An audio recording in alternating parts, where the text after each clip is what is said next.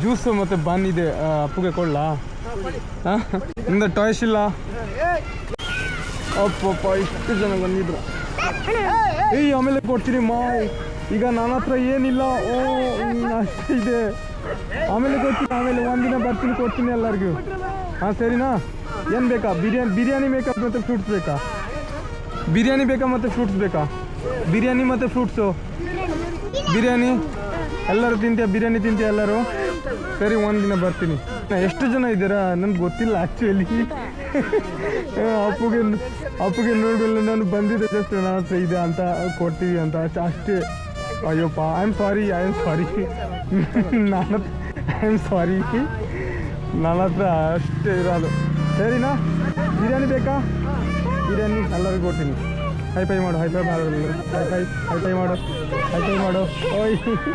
ಓಯ್ ಬಾಯ್ ಎಲ್ಲರಿಗೂ ಬಾಯ್.